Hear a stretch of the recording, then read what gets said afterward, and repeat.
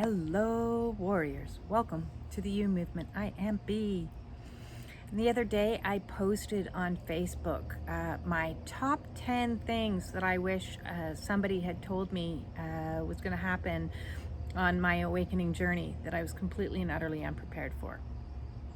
So I'm going to share that list with you here and extrapolate on it a little bit.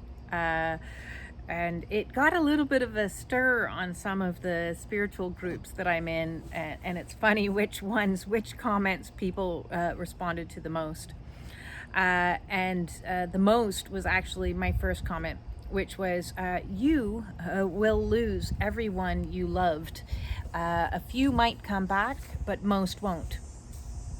And the reaction to that was, a mixed response of a lot of people saying, yeah, but you'll meet Soul Tribe, and yeah, but this, yeah, but there was a lot of yabbits. Yabbit.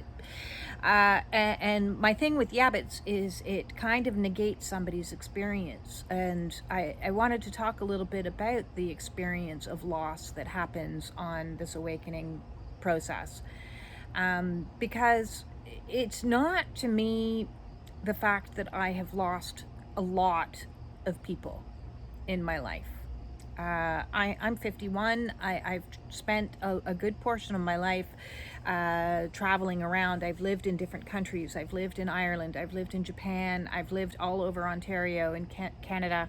From the time I was 17, I left home and was moving here for college in a period of time. Then I lived in this town, and then, so I'm used to the process of people coming into your life and people going out of your life. But what I wasn't prepared for was the primary people leaving your life. Yes, I think we all know that people come, people go.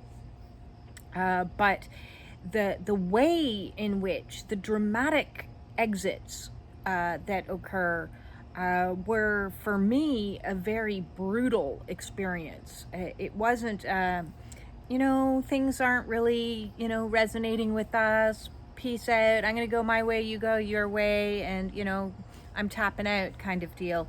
The exits in my life were horrific. They were brutal. They were emotionally PTSD inducing endings to relationships. It wasn't just about acquaintances drifting apart. I lost the three most important people that were in my life, and it was kind of one after another, and the way in which they left was so harsh. It was so painful. One disappeared without a word after being in my life for 25 years. My mother, who I had tried my entire life to maintain, because if you know my channel, you know the background there. My mother was very narcissistic. However, I had always wanted to maintain a relationship and see her through to her passing. And when it came to that tower moment, that breaking point in that particular relationship, the things that were said were so horrific, so much like it was like, I describe it as like a nuclear explosion went off in my brain, and because the circumstances was I had just come to her, I was in a place of emotionally feeling vulnerable after announcing and deciding that I wanted to have a divorce. And she said to me, I don't know why you would do that. That's the stupidest thing you could do, because you're unlovable. No one will ever love you. You're incapable. And the list was about to continue, and I hung up the phone. And that was one of the last times I spoke to her before she passed away. And For those of us that have been in narcissistic environments and trauma-inducing environments in our childhood years, cutting off a parent or a family member is an exceptionally difficult thing to do. And it's not something that I wanted to do. But what happens is you're forced to do it for your own safety, your own sanity, your own protection. And there's a lot of like nonsense that's out there in regards to, very minimizing and almost cruel kind of attitudes of like, they're your family. They're your family. Don't cut off your family. You'll regret that, Well, abuse is abuse. And you don't cut somebody off just because it seems like something fun that you want to do. You cut somebody's self off because it's survival. It's the only way that you can survive. So the losses that I experienced in this awakening were so shock-inducing and really caused a lot of trauma because I was so codependently attached to these relationships with friends, with my mother, and with my ex-husband. And the message that came to me today, this morning, was it had to be that brutal. Otherwise, I would have gone back. And that's true. That is 100% true, because when you have codependency, when you have abandonment wounds, when you have all kinds of traumas, you keep wanting it to be different than it is. You keep thinking to yourself, well, if I just try a little harder, if I just am a little bit more understanding, if I just try to create this, if I just. And the thing at the end of the day in this awakening is you wake up to the reality that one, it's never going to change. It's only going to get worse. You wake up to the reality that you're being terribly treated, abused, and even in the breakdown of my marriage, I had wanted the want. There was so much want inside of me. I wanted for us to go our ways peacefully, have a very Gwyneth Paltrow conscious uncoupling kind of moment. And I did a video a few years back about, breaking up in the 3D with 5D intentions. And I came from such a good place of wanting us to transition into a friendship and say, listen, this didn't work, but let's transition ourselves into this happy friendship. And when I got truth bombed that the entire marriage was a lie, that he had never actually loved me, that he had been in love with somebody else, and that he had cheated and all these other things, again, it was like being hit with like a missile into my brain that left me completely shell-shocked for about 6 months.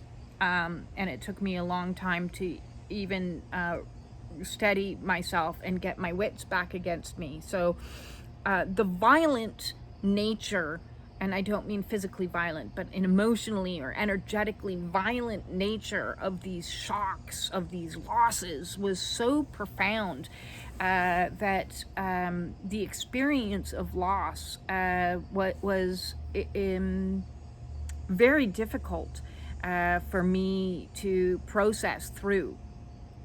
And never in a million years would I have been able to foresee these people that meant so much to me walking out of my life in those circumstances, in utter silence, in utter just insults and an insult to injury kind of ways, very shock-inducing and hurtful methods. And so the grieving process was very difficult for me. And I want to let you know that if you're going through the breakdown of relationships, unfortunately, it seems to be the way that if if you have a lot of codependency and a desire to hold on to people and situations, that unfortunately it has to be that shocking, it has to be that horrid, it has to be that brutal for us to finally get the message. And the message is that I've gotten in my processing through all of this is that, you know, I was programmed to love monsters. That's what happens when you're raised in your primary situation by somebody who is narcissistic, is that becomes the familiar energy. So to completely break away from that and be pushed into isolation, into solitude, into hermit mode is a necessary but arduously difficult process of learning to reparent, learning to reprogram, learning to value self, to love self, to have healthy boundaries. Sorry, the flies are getting to me today.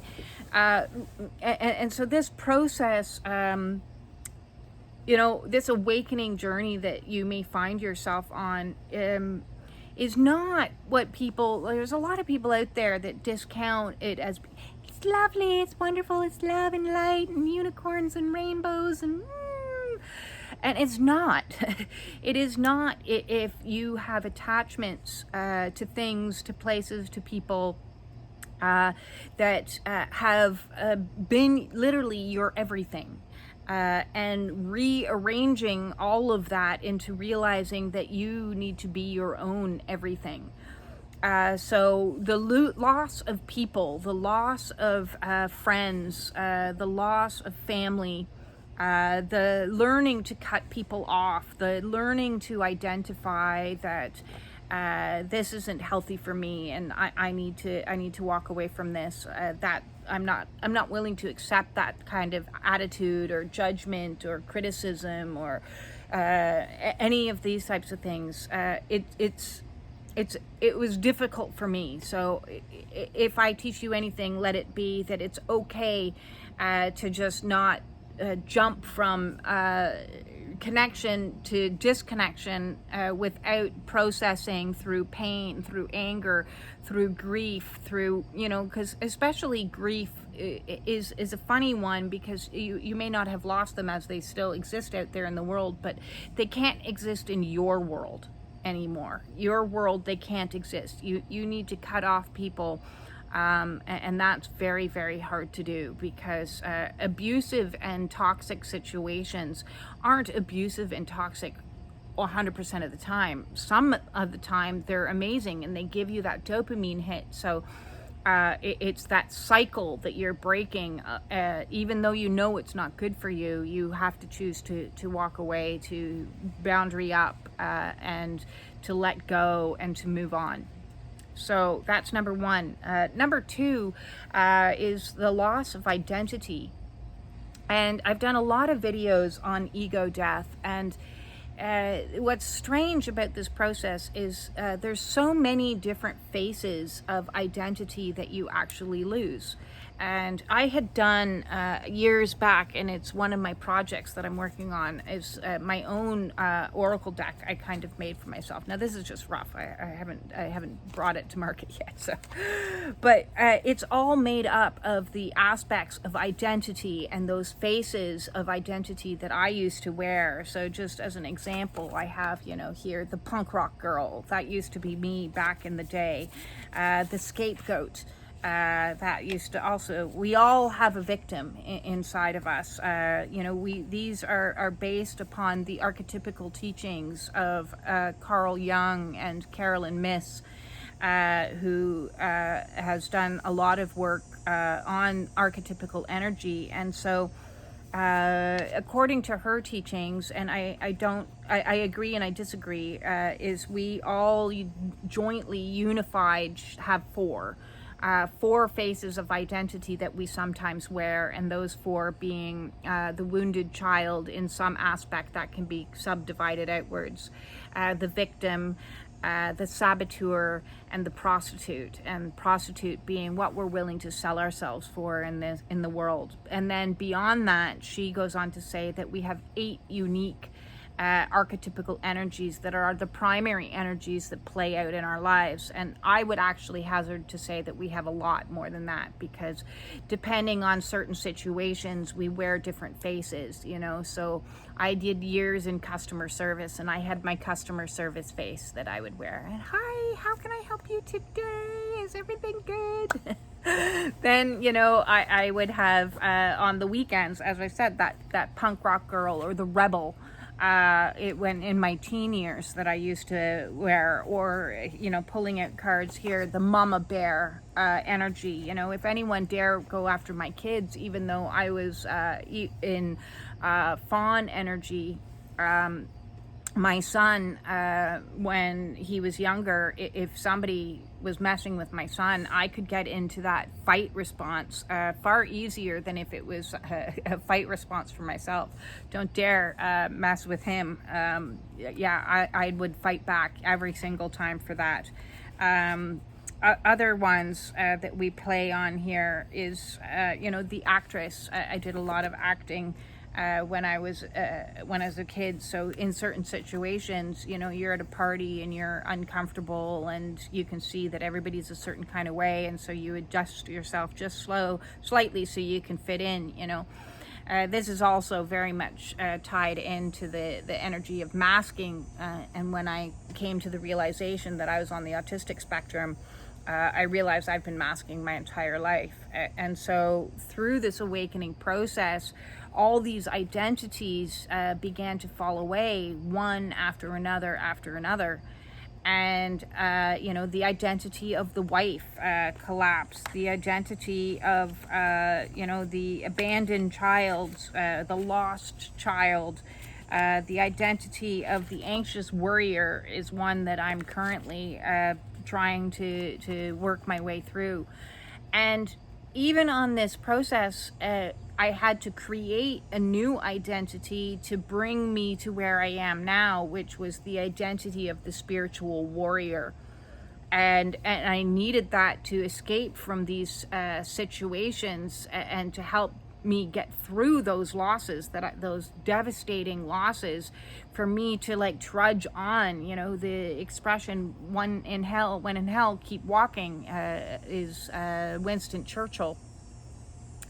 And so I needed to create an identity of a warrior, and I even have to let that identity down now as I am out of that aspect of my awakening, and the need to fight and to escape and do all this in the masculine energy of fighting has been replaced with a much more subtle, a much more feminine, a much more rest oriented. And so the warrior I had to put down as well. So be aware that the person that you have to create to get yourself through your awakening is yet another person, another identity that you need to put down. And so it's a constant process of wearing different aspects of yourself as they come up, as they resurface, so that they can be addressed, healed, and let go of,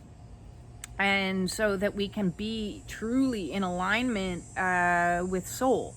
And so I'm still figuring that out, because on this process it's like, well, if I'm not that, then who am I? If I'm not that, now who am I? Now who am I? It becomes the constant question as you go through ups and downs of ego death going through. So I wish I had been a little bit more prepared for that. I certainly was not. It was a steep learning curve as this process of facing all my shadow sides of self and archetypical energies that played out in my life began to surface. And there you go. I even have a card that I had pre-made. I just went by it, the warrior. There we go. So number 3 is you will lose your mind. I had at least 3 spiritual crises where things got so bad that there were times along my awakening where I was basically bedridden in a state of absolute terror.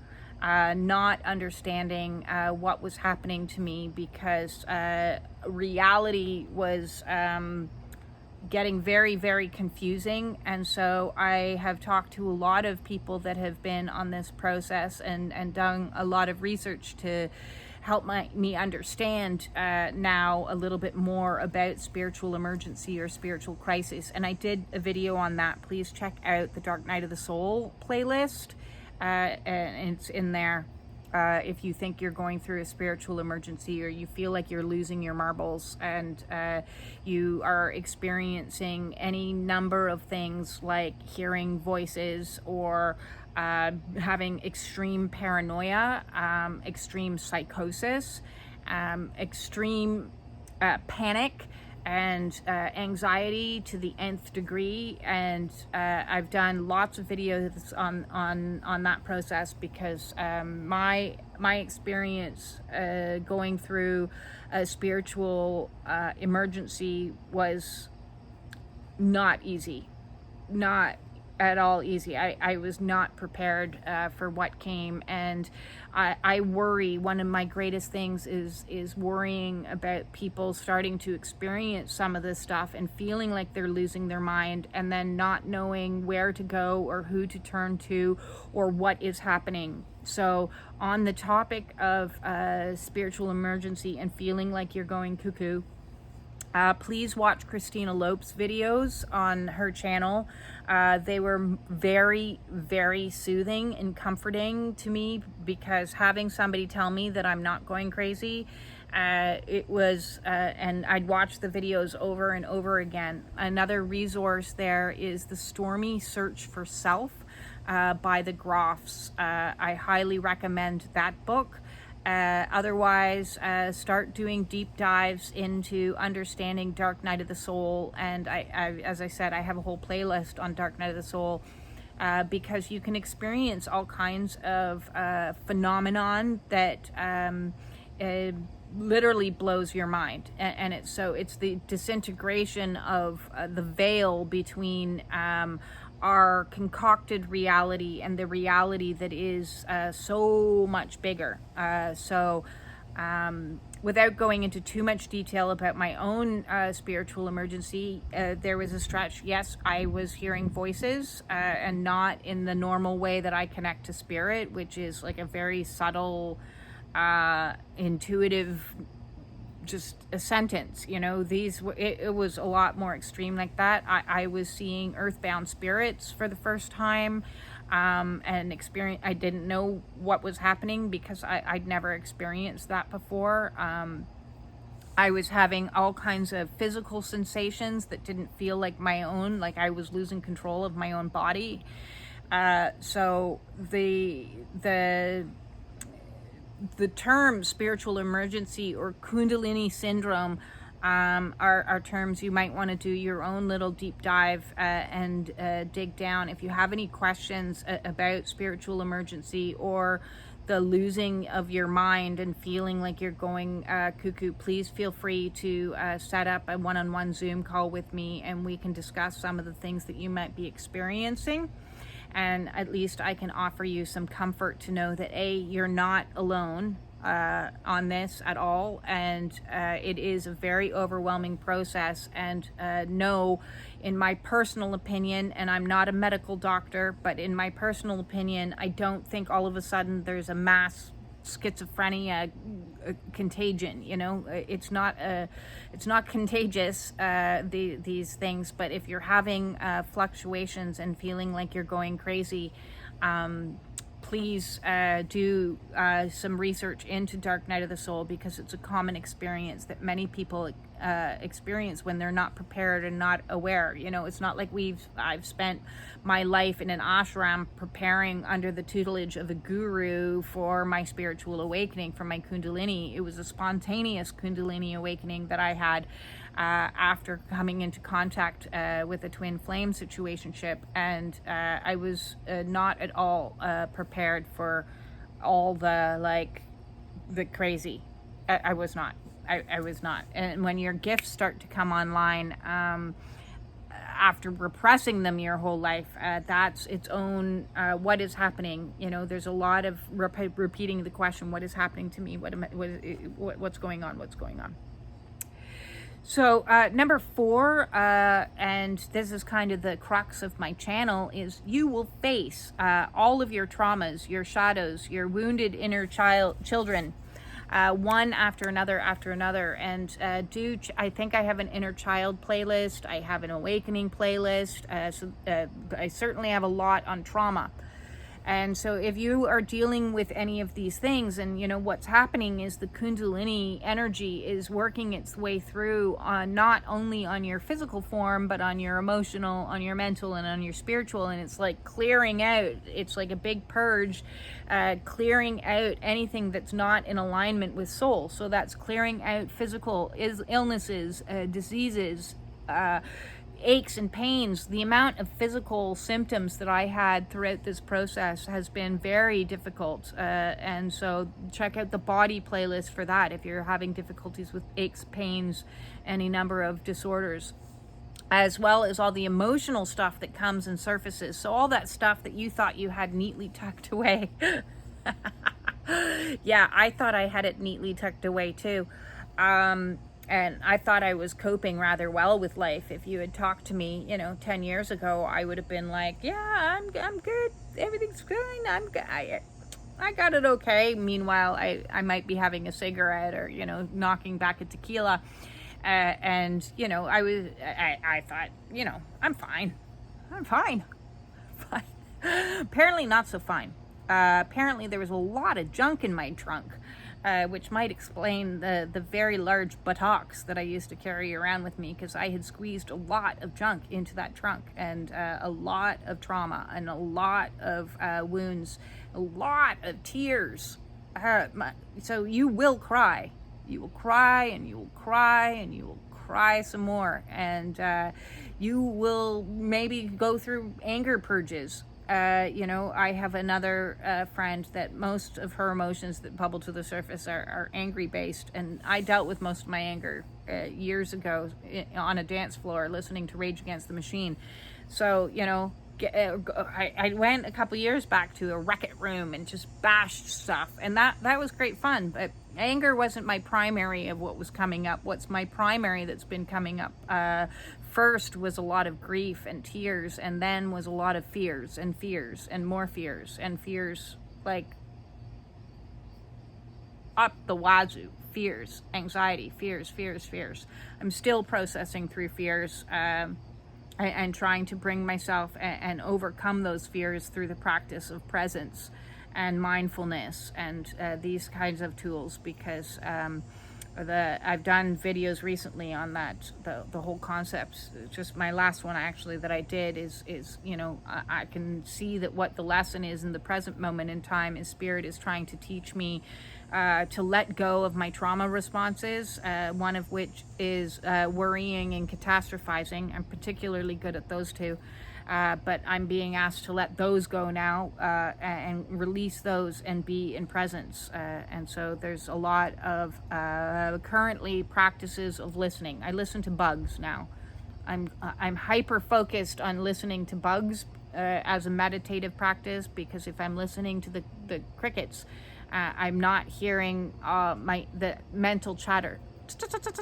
Telling me this, telling me that, you should worry about this, what about that, this, my mind can go a mile a minute. So mastering the mind and the chatter is my current mission. But all the way along this spiritual awakening that I've been on, it's been one mission after another mission after another mission is how I've looked at it. Mission, get your feet or straight. So missions on the physical, get your posture, missions on the emotional of, release the tears, release this, release that. Missions on the mental, learn patience, learn gratitude, learn this, so you do get hit with one thing after another, and after another. And I kind of look at it like, Batman Begins, he went off into the mountains and was put through arduous training. And so this awakening is our arduous training, preparing us for whatever's coming next. and I don't know what that is. So fear of the unknown, it keeps trying to like whisper in my ear, and I'm like, shh, I'm listening to the crickets. Shh, shh.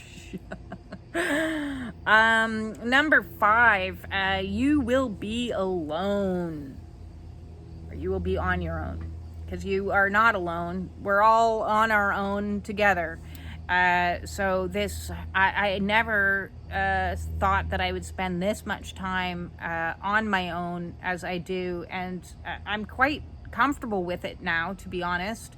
In fact, it's the other way around of when I have to go and spend time with people. Like a couple weeks back, I went to the first birthday party that I'd been to in years, and to be around a large group of people is like, what do I do? How do I talk? How do I socialize? I don't know, because it's been so many years, and that's for the purpose, especially on my awakening, but for the purpose of learning to be with me, learning to love me, learning to be compassionate to me, learning to connect to spirit, to soul, learning to just be in flow with the time. And so, yes, the amount of time that you will be on your own, I was unprepared for that as well. Even though it was a slow, for a stretch, it was a slow decline into more and more and more and more and more isolation. And before, as I said on some videos, my awakening probably started around 2016, and I went into a deep dark depression. And while I was in that deep dark depression, they tried to diagnose me with agoraphobia, which is the fear of leaving my home, which I was like, no, that's not what's wrong with me. But that's what I said just prior, is I worry about people having spiritual awakenings and trying to seek through regular medical and being given misdiagnosis or misinformation, because feeling a need to be on your own, feeling a need to hermit, is a normal part of the process of awakening, and it's designed for your highest, greatest good, like a caterpillar cocooning before its rebirth as a butterfly. Number 6, you will lose all your hobbies, addictions, distractions, delusions, and denials. So I've certainly done a lot of videos on all the things that I've let go of, and on top of all the substances that once used to soothe me, the cigarettes, the pot, the pharmaceuticals, the alcohol, there was also all the other distractions that I used to fill many, many hours of my day with, the movies, the TV. I just can't do that anymore. And even like the music, the loud music, because I was always a punk rocker, and I'd be blaring Green Day or Blink-182 in my ears, and then my music shifts. My musical taste shifted so dramatically. I can't listen to that kind of music, and I got more and more into almost like acoustic and soothing, and then like heavily into spiritual music. I listen to Sanskrit chants, and I listen to like Jewish prayer music. Yeah, if people came to my house and listened to what I listen to now, they're like, what?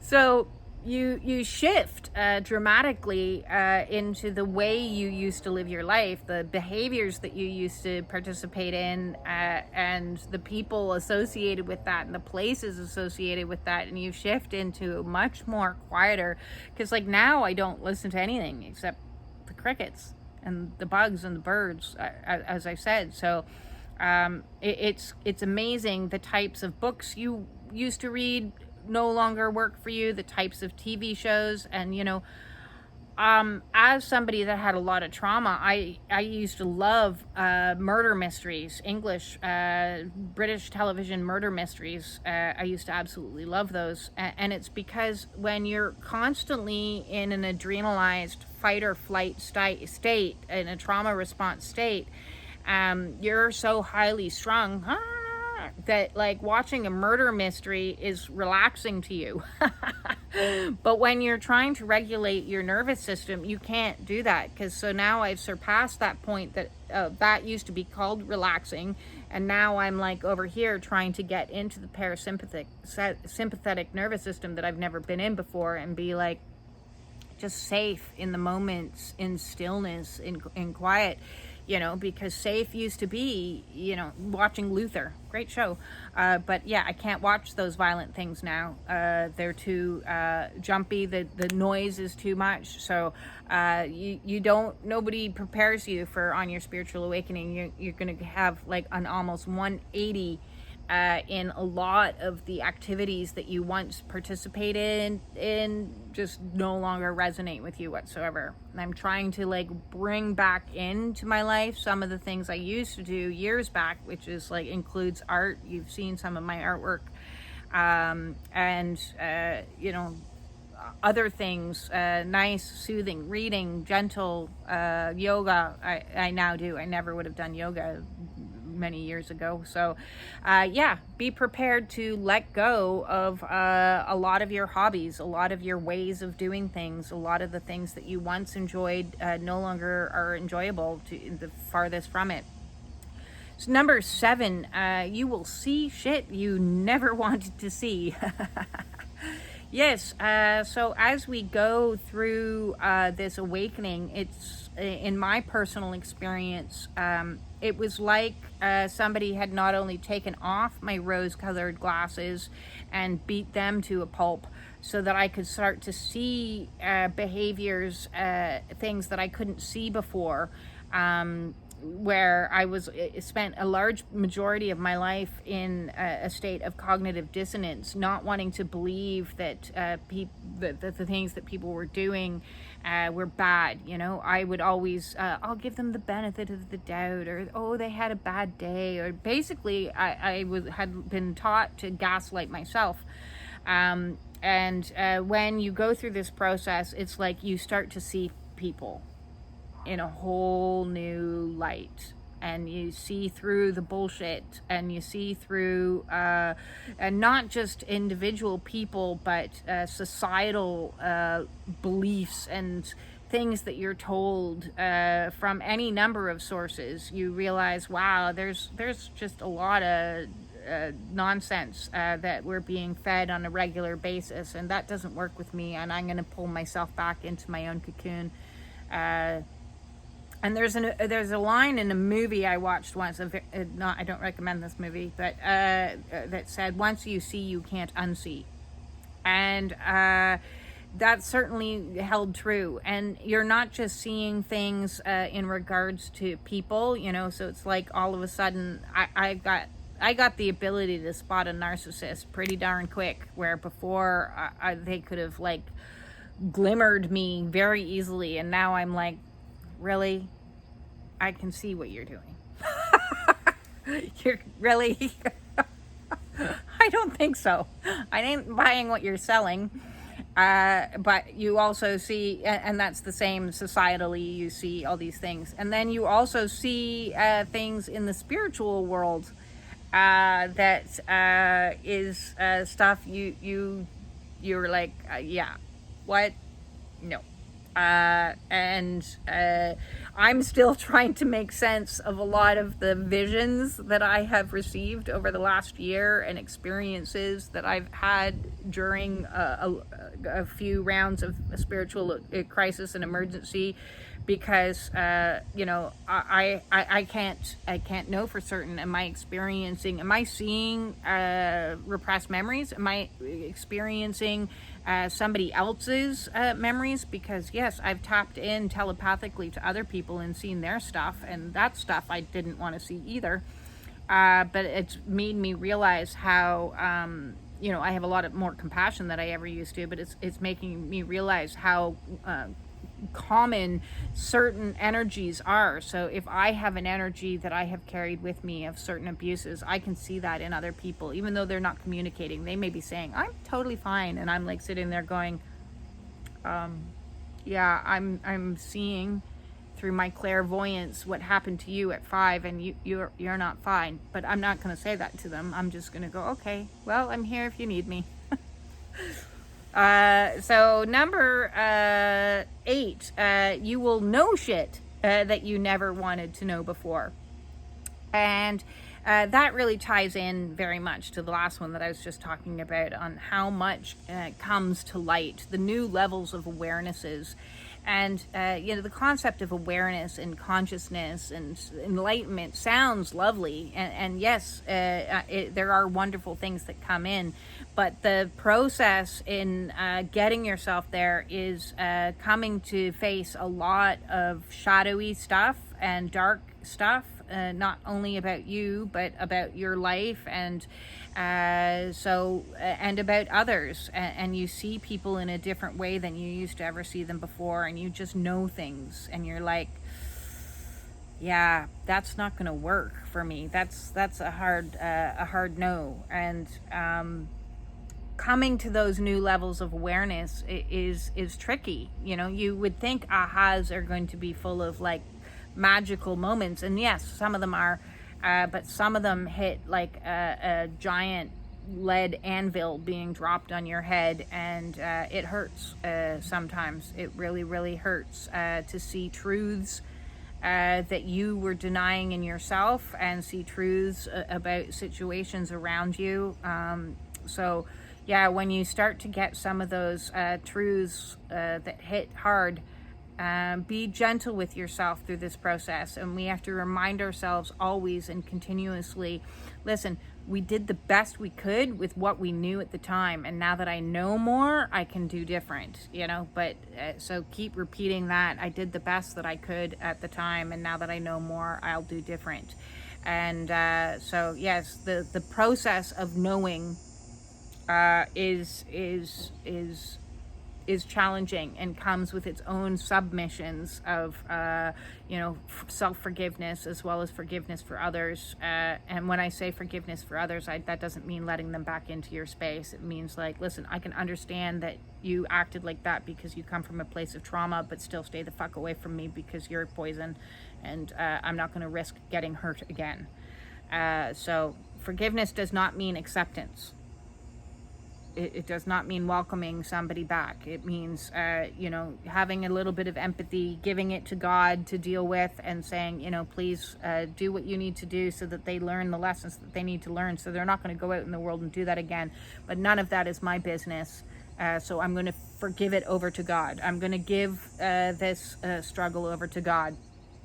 And now that I know better, I'm going to erect very tall, very wide boundaries to people that don't treat you the way that you deserve, with love, respect, dignity, honor, integrity, truth, compassion, all of these types of energies. If they're not being served, then you need to go back into that isolation place until somebody's showing up in the energies that you can go, oh, okay, yeah.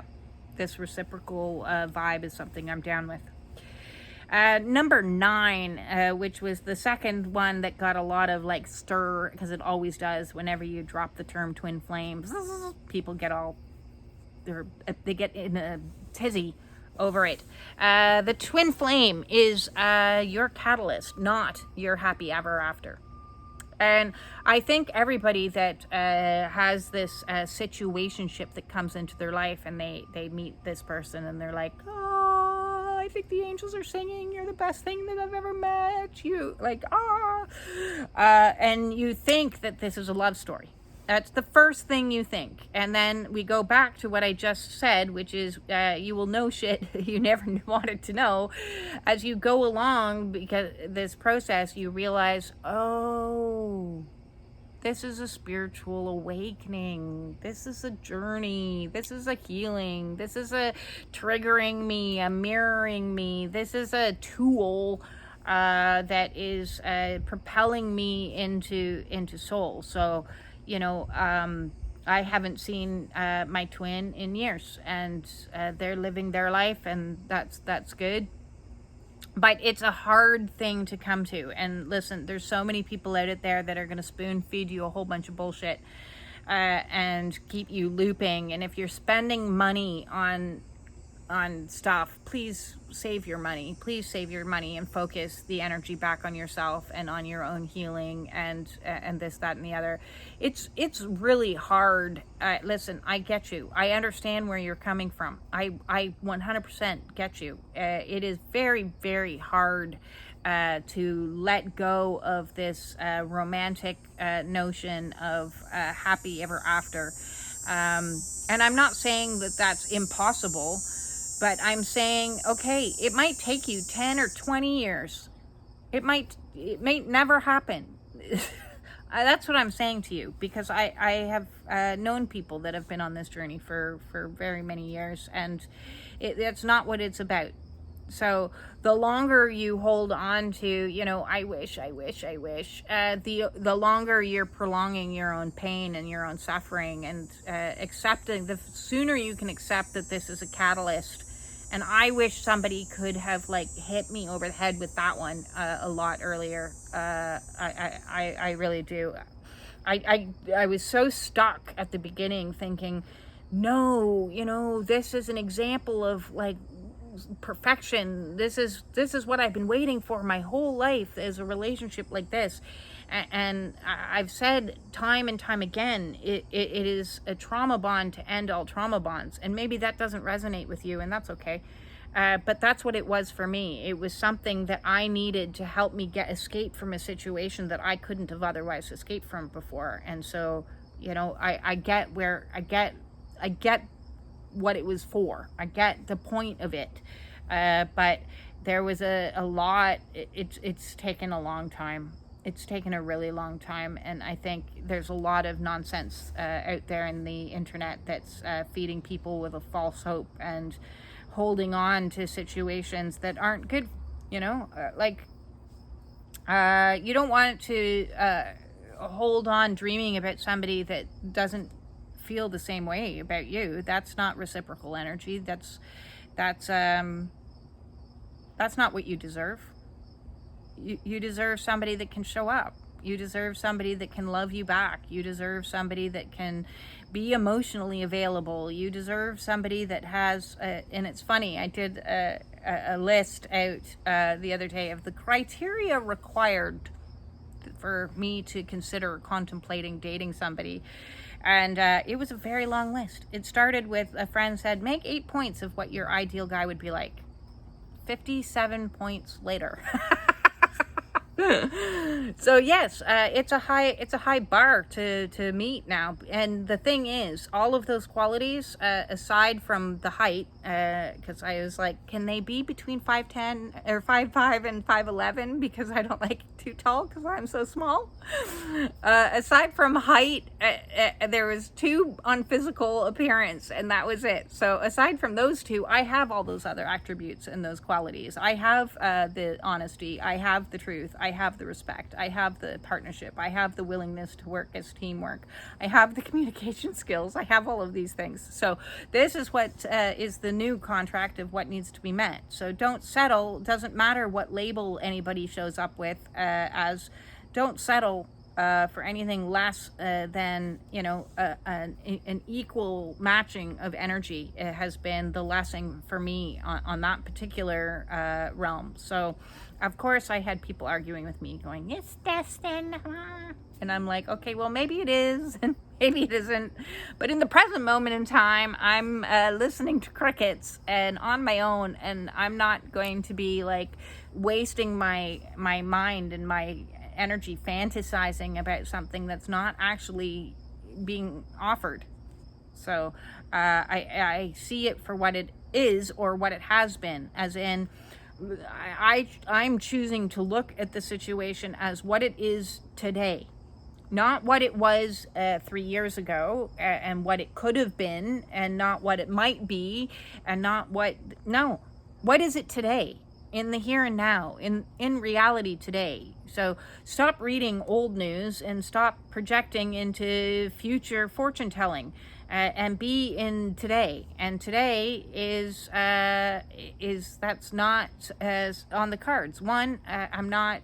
That goes back to the many videos I've done about being stuck in the past or looking to the future. and being in the present moment is a part of this journey as well. Number 10, final one, is you will surrender. You will surrender, you will surrender, and you will surrender some more. I had no idea how big and gigantico my ego was. I think it was the size of the Stay Puft Marshmallow Man. And it has taken a lot to pull all those aspects of my ego and to settle them down and get my willpower to get into alignment with God, Source, Spirit, the Divine, and say, listen, God's will be done. It's up to you.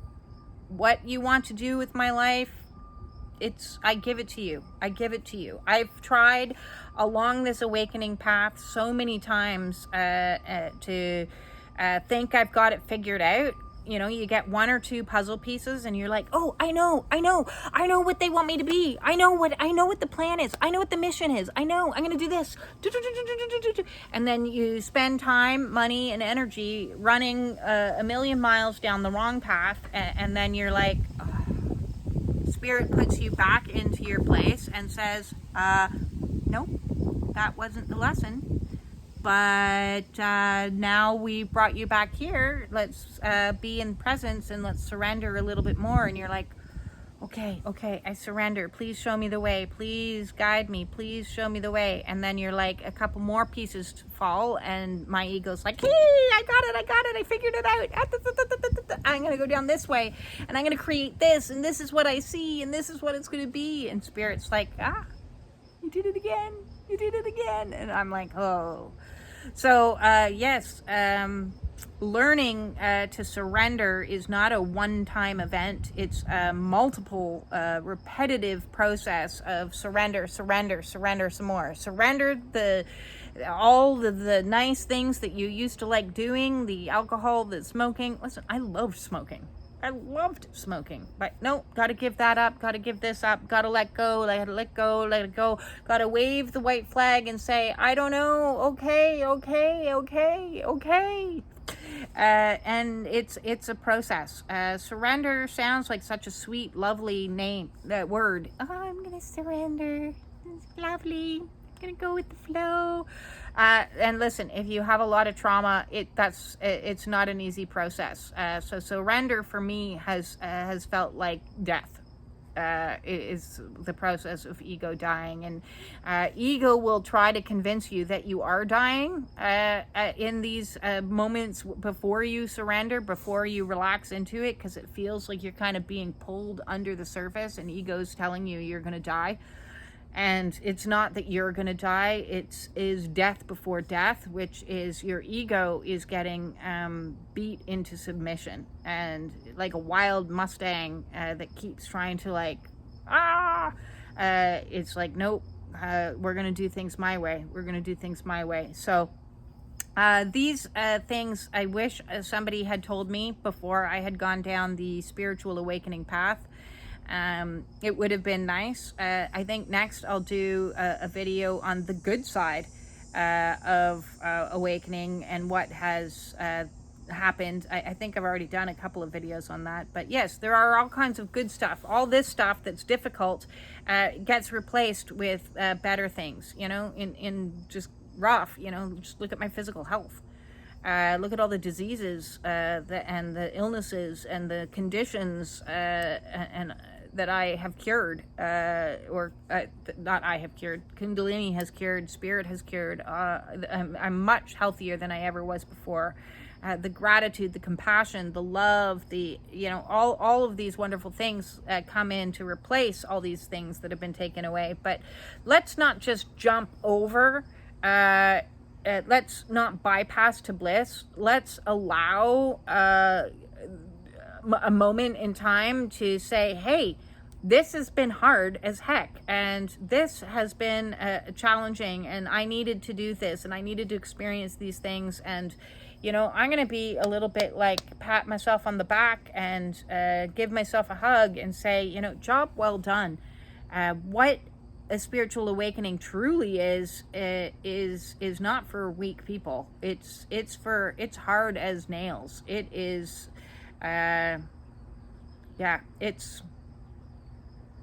there's an Instagram lady that's like, it's Iron Maiden, bro. I agree with that. It is Iron Maiden, bro. This is hard stuff. So if you're on the awakening path and you're feeling challenged by any of these types of things and you want to book a one-on-one with me, the way to do that is in the description below. If you want to hop over to Facebook and join the Spiritual Warrior Support Group, please come on over.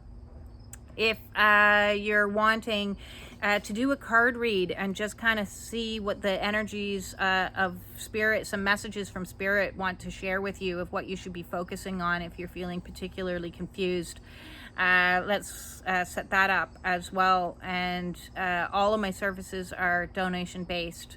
So that said, thank you, and thank you some more for your comments. I absolutely love them. If you have any questions and would like a video made on any particular topic, please reach out to me one way or another, and I will make a video to answer that question. Ask me anything. Thank you very much for the subscriptions, for the shares, and all of that. I greatly appreciate it. This channel is part of my soul's mission, and I don't know what it's going to turn into and when, but I'm just going to keep on plugging at it until I'm told to do something different. Because I am surrendered into today, listening to crickets and airplanes and birds. And with that said, I'm sending you all of my absolute love and peace out.